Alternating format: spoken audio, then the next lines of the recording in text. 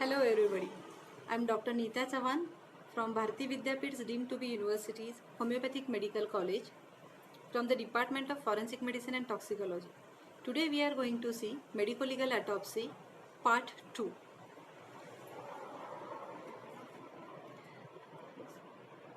So Autopsy Part 2. So here we are seeing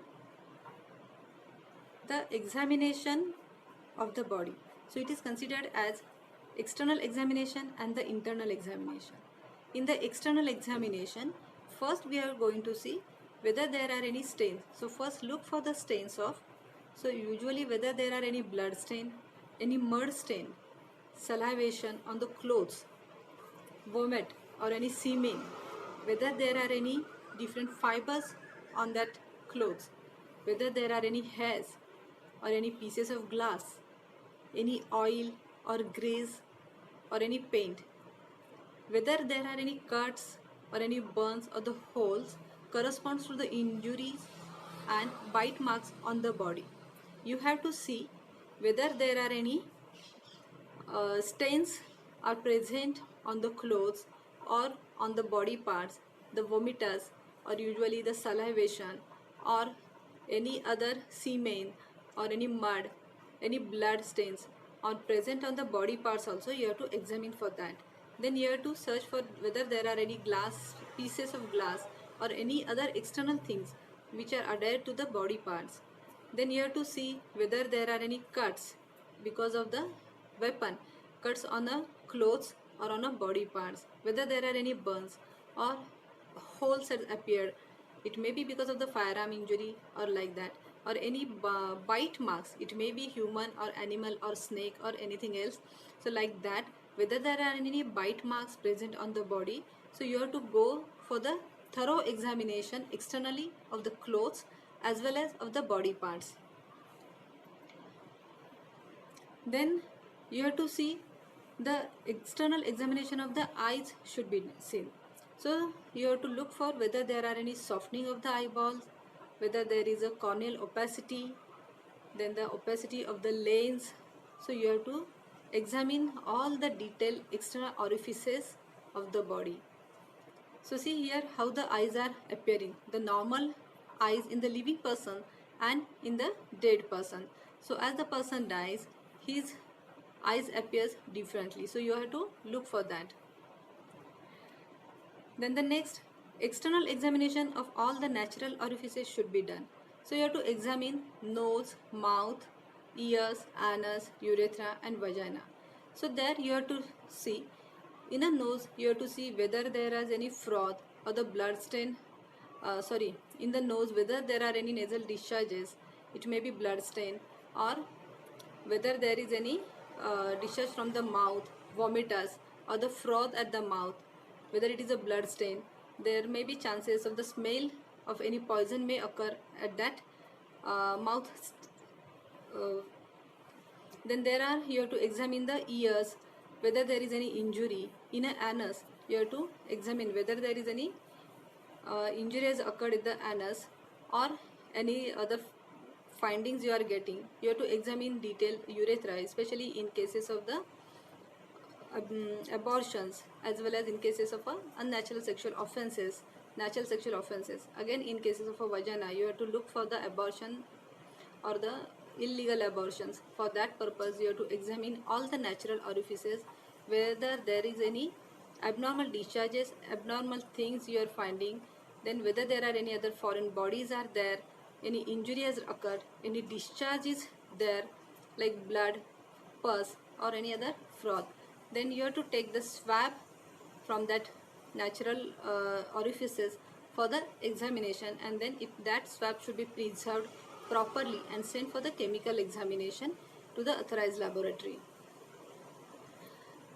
Then the external examination of, you have to look for any other markings you are getting on the body parts. So there are, you have to examine whether there is any cord or any other ligature mark. There may be a finger mark around the neck. So these are giving the or gives the direction for the suspected cause of death. Then whether there, if there is any cord around the neck, that means it may be a case of suicidal, hanging, strangulation. if there is any ligature mark, then you can identify by which instrument the ligature has occurred. It may be because of the rope, it may be nylon rope, cotton rope, sari, or it may be dupatta like things. And then you have to examine whether there are any finger marks around the neck. That means that person, either that person is trying to get escape, or it may be because of the fight, the injury mark has occurred because of the victims or assailants' nails. So you have to examine that. Then you have to examine the application of knot. So see whether knot is at the side or V-shaped knot, loose knot or running noose, or it is a fixed knot. So what type of knot it is, so you have to examine that. Then in expect of its exact position where the knot is actually, then the manner of that knot. Then you have to examine whether there is any punctuating marks. That means whether there is any injection like condition or any bite mark. You have to examine that. Here you can see how the ligature mark is there, or injury on a wrist also you can examine. So you have to examine thorough detailed examination externally of that person. Then you have to examine, once you have completed your external examination of that body, then writing down all the external findings you are getting, note down all those findings, and then you have to go for the internal examination. So in an internal examination, you have to examine that body by taking certain cuts. So there are different cuts as I-shaped, Y-shaped and modified Y-shaped. So while dissecting the body, as per the suspected cause of death lies in which organ, depending upon that you have to open the cavities. In the last part 1 we have seen you have to go through the examination of all the 3 cavities. So that is the abdominal cavity, thorax cavity and the cranial cavity. So for opening the thoracic and the abdominal cavity, you have to go through the I shape, Y shape or the modified Y shape. So in a I shape, so that is you have to take the incision above the thyroid cartilage to the symphysis pubis except umbilicus. So you have to go through this. So that is the I shaped. Here it is shown how the I shaped incision looks like. Then next one, it is the Y shape. So Y shape, that is the cut should be taken from the anterior axillary fold to the GP sternum. It goes straight down to the vertical down to the pubicus symphysis. So that is the Y shaped. Then next one, it is a modified Y shape. So usually it is taken in cases of a female. So that is from the angle of a jaw to manubrium sternum. Then straightway it goes vertically down to the symphysis pubis. So that is the modified Y shaped examination should be done. All the cuts should be taken that way. Then internal examination in general. So no autopsy is complete until all parts of the body have been examined and dissected in a detail. So for that purpose you have to examine externally as well as internally. All the body parts should be examined. All the 3 cavities should get opened. Then examine each and every organ. Then the note should be made and all the things should be written in a positive finding as well as the negative findings should be written. Then and then only it is said that your autopsy is complete. So here you have to write down which are the general missing organs. If there is any organ is missing, it may be by the donation or it may be because of some disease in a previous history of that person, the organ has removed or the part of the organ is removed. So it should be written. So whether there is any missing dentures, if there is in a case of a female, if any surgery is performed on her uterus or the ovaries, whether there is any missing parts, it should be noted. Then the videography, when the custodial death is suspected, then in such a case the videography should be done. Then the poisoning, so that is the tissues or the samples of the stomach, small and large intestine, liver, spleen, kidney, nail scrapings, skin injection, whatever you are getting, that should be collected. So the in cases of a poisoning, the stomach should be examined in a detail.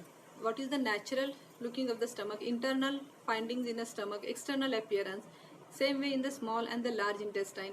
What are the findings occurred in a liver or the spleen, the changes occurred because of the poisoning in the liver and spleen, that should be noted. Then how the kidneys are looking internally as well as the external examination of the kidneys. You have to examine by taking cuts of the kidneys, and they, both the halves should be examined in both the kidneys. Then whether there is any nail scrapings, whether there is something you may get in a nails, so which are lodged in a nail at the time of death in that person, so that should be taken. Then you have to examine a skin, whether there is any injection mark, there may be drug abuse or maybe overdose of any medicine or the drugs. It should be noticed by, if you are doing the thorough examination of the skin. Then uterus, vagina, spinal cord, heart, lung, brain, cerebrospinal fluid, blood, bones, urine and the feces. All those examinations should be in a meticulous detail. In cases of a uterus, you have to examine for keeping in mind about the uterus and the vagina, where you have to examine whether there is any disease, whether there is any discharges, pus formation, leucorrheal formation, whether there is any bleeding or any injury or any foreign body is lying over there, or any cuts. So you have to examine that in a detail. In case of a spinal cord, you have to examine whether there is any injury, concussion, or whether there is any slip disc or the fracture vertebra. So you have to examine that detail. In cases of a heart also, you have to examine a detailing in respect to the pericardium, then the internal findings in a heart, then all the four chambers. Then you have to examine whether there is any air emboli or whether there is any fat emboli in the blood vessels. The condition of the blood vessels, it should be examined thoroughly. In case of a lungs, you have to examine whether there is any injury, whether there is any cut, whether there is any infective focus over there, which was previously because of some disease has occurred, whether there is a fibrosis has occurred or any other changes occurred, like in a pleural effusion, there is a collection of the fluid in a cavities, so it should be examined. Then in case of a brain, you have to examine whether there is a hemorrhage, concussion or any other tumor finding or the CSF findings. It should be examined thoroughly and then noted. Then the blood should be examined whether there are any trace for the poisoning or any other disease condition that person was suffering from. All those examinations should be done. The bone should be examined for whether there is any fracture, healed fracture or any other implantation has occurred. So for that purpose, you have to examine the bones also in a detail. Then the urine, in a urine bladder, it should be examined, collected and sent for the chemical analysis. Whether there is any feces, that should be collected and the examined. So by that way, all the thorough examination, internal examination should be done. Unless and until the internal examination along with the external examination is done, not the autopsy is get completed. So in the next part 3, we will see which are the viscera should be collected, in which condition and how it should be preserved and sent for the chemical analysis. Till then, thank you. Bye.